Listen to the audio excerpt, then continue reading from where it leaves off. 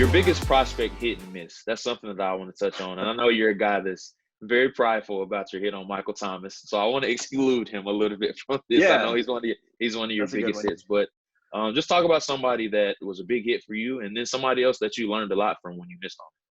Yeah, it's tough. It honestly is. It's tough as an evaluator to talk about your hits. Like Michael Thomas is the one that you like. I kind of hang my hat on. Before that, it was Alshon Jeffrey. A similar Mhm. deal where like you go to bat for a guy and he falls to the second round, and people doubt you because like, oh, he's a second rounder. He's not gonna be good. And then when they have success, you want to hang your hat on that. So one that's like kind of under the radar. Dylan Cole was a player that I really liked. He was right in my backyard at Missouri State, and I went to bat to teams, about him. It was like trying to tell my friends in the league, like, hey, this guy can actually play. He's not a combine guy. He's not going to be a Senior Bowl guy. But like, he's a really good player. And, he's not the best middle linebacker in football, but he's had a really nice career at the Houston Texans to the point that he was named a captain. He's a high-level contributor as an undrafted free agent. And so to me, like where I'm at in my career as a scout, I want to find those guys. Like we all knew Nick Bosa was going to be good. That doesn't Right. count, So you want to find those guys that are way under the radar and say, that to me is a hit.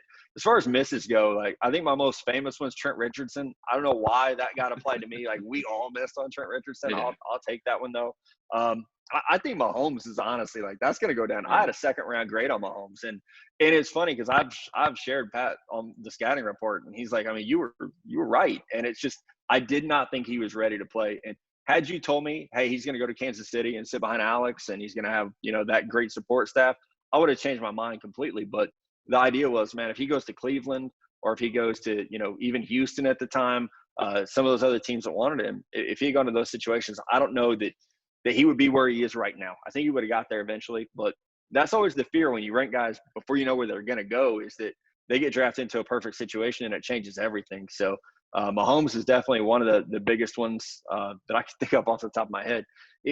I think, honestly, and you're probably going to come into this too, like your misses – when you've been doing this a long time, even when you try to go against the league, you start to find out that like you're in lockstep with them. It's like Mitch Trubisky.